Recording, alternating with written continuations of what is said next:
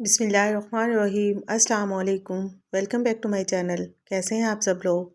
ईद आ रही है तो ईद के मौके पर सेवइयाँ तो अक्सर घरों में लाजमी बनती होंगी, लेकिन जो रेसिपी आज मैं आप लोगों के साथ शेयर कर रही हूँ इस तरीके से आप लोगों ने कभी नहीं बनाई होंगी। बहुत ही मज़े की ये रेसिपी है और वीडियो को आपने बिल्कुल भी स्किप नहीं करना है। तो चलिए रेसिपी स्टार्ट करते हैं। तो सबसे पहले हम रबड़ी तैयार करेंगे।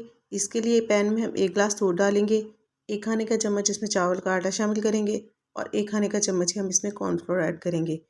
इन दोनों को हम दूध के साथ अच्छी तरह से मिक्स कर लेंगे ताकि कोई भी गुठलियाँ वगैरह इसके अंदर ना रहें। 1 कप में यहाँ पर इसमें खोया ऐड करूँगी। इसको भी हम दूध के साथ अच्छी तरह से मिक्स कर लेंगे। अगर आप खोया इस्तेमाल नहीं करना चाहते हैं तो आप इसकी जगह पर दूध ज़्यादा क्वांटिटी में इस्तेमाल कर लें और उसको पकाकर भी आप रबड़ी बना सकते हैं।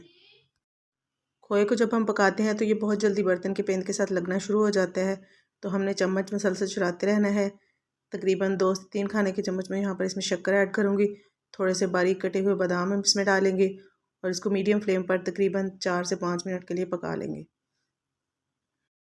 ये देखिए यहाँ पर हमारी रबड़ी काफ़ी थिक हो चुकी है।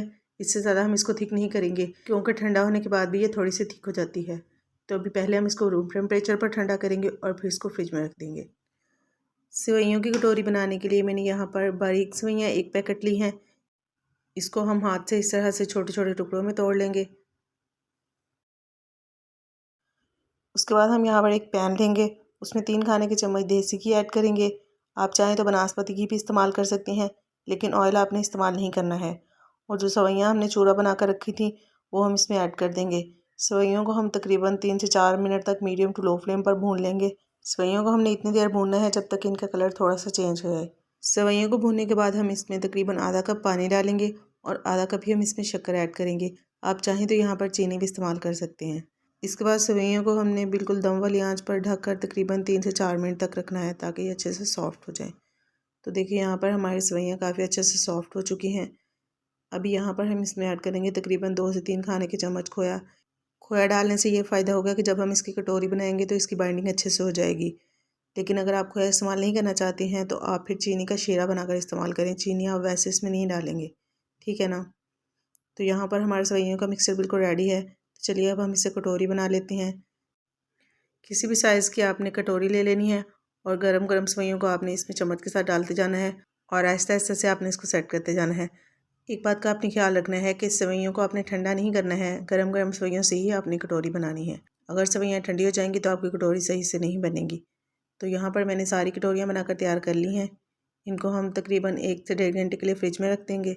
तकरीबन 1 घंटे के बाद आपने कटोरियों को फिर से निकाल लेना है और छुरी के किनारों से आपने इस तरह से आहिस्ता आहिस्ता से इसको कटोरी में से निकाल लेना है। अगर आपको इस तरह से कटोरी बनाना मुश्किल लगे तो आप कटोरी के अंदर पहले प्लास्टिक का कोई भी रैपर रख लें, फिर वो बहुत ही आसानी से आप इसको निकाल सकते हैं। सादा तरीक़ों से तो आपने बहुत दफ़ा सेवइयाँ बनाई होंगी, लेकिन ये रेसिपी बहुत ही मज़े की है। ईद पे आप लोग इसको ट्राई ज़रूर कीजिएगा, आपको बहुत पसंद आएगी। तो कैसी लगी आपको मेरी आज की रेसिपी, अपना फ़ीडबैक ज़रूर दीजिएगा। अगर अभी तक आपने वीडियो को लाइक और शेयर नहीं किया तो जल्दी से इसको लाइक और शेयर कर दें और चैनल पे नए हैं तो काइंडली चैनल को सब्सक्राइब ज़रूर कर लें और साथ ही साथ बेल आइकॉन को भी प्रेस कर लें। फिर मिलते हैं इंशाल्लाह नई रेसिपी के साथ, तब तक के लिए अल्लाह हाफिज़।